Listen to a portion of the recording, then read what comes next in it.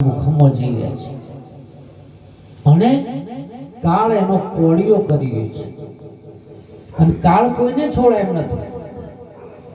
કાળ કોઈને છોડે નહીં, ભલે હોય ભગવાન. પારધીએ ભાલોડું ભાગ્યું હતા કૃષ્ણ ભગવાન.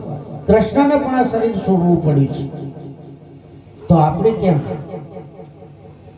એટલે સંત અને સદગુરુ આપણને આર્ય જ્ઞાન સમજાવે છે કે તું અજર છે, તું અમર છે, તું અવિનાશી છે, તું અનંત છે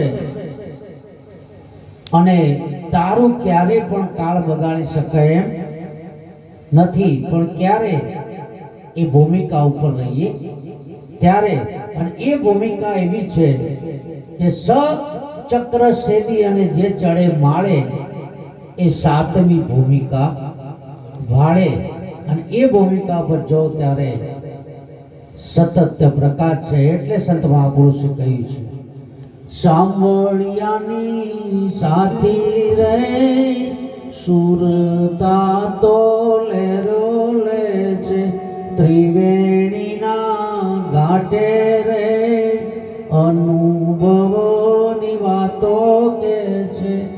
આ વાત ક્યાં કરે છે? આપણે બોલીએ છીએ ક્યાંથી બોલાઈ રહ્યું છે? આપણને એવું લાગે ને કે આપણે મોઢેથી બોલીએ છીએ. સંતોએ કહ્યું છે બોલાય છે ત્યાં ત્રિવેણીમાંથી બોલાય છે. ત્રિવેણી છે. ત્રિવેણી કોને કહેવાય? જો ત્રણ વેણ મળતા હોય, ગંગા જમુના અને સરસ્વતી ત્રિવેણી છે ત્યાંય. જો ત્રણ નદીઓ હંમેશાના માટે જો મિલન થતું, ત્યાંથી આપણે બોલી રહ્યા છીએ. અને બોલતો જે નર છે, તમને આ શરીર દેખાય ને, એ શરીરને તમે માનતા છો કે આર્ય ગંગારામ છે. ના, શરીર તો માટી થઈ જવાનું છે, માટીનું છે. આ તો માટી ભેગી માટી થશે, પાણી ભેગું પાણી. જાવું છે નિર્વાણી આત્માની, કરી લેજો ઓળખાણી. એની જો ઓળખાણ થઈ જાય તો બોલત એ છે ગંગારામ. આ શરીર એ નહીં, શરીર તો છૂટી જવાનું છે અને અનંત છે. આપણે જે મહાપુરુષની વાણી અત્યારે કહી રહ્યા છે, કેટલા સમયની વાણી ગવાય છે, એ મહાપુરુષ પ્રત્યક્ષ અહીં બોલી રહ્યો છે. સખી બોલે છે તે કોણ? ઉત્તર દેજો. આ કોણ બોલી રહ્યું છે? બોલે બોલાવે સબગટ બોલે, સબગટમાં રહ્યો સમાય.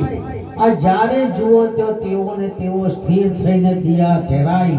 માય જણન જણન જાલરી વાગે છે, કંઈક વાગે છે, પણ આપણે સાંભળવાનો ટાઈમ છે. જો આપણે એને સાંભળીએ તો મેળ પડે, નહીતર મેળ પડે એવો નથી. માટે આ જીવન મળ્યું છે તો સેવા અને સમરણ આ બે કરી લેજો. પધારો સાહેબ.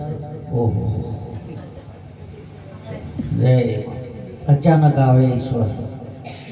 એટલે સંત અને સદગુરુના સાનિધ્યમાં રહીને આપણે આપણા જીવનને બસ આ જે ગુરુનો પંથ છે, જે પથ છે, એ પથની કેડી ઉપર આપણે ચાલવા માટે પ્રયત્ન બધા કરીએ. બોલો સદગુરુદેવ કી જય. હવે હું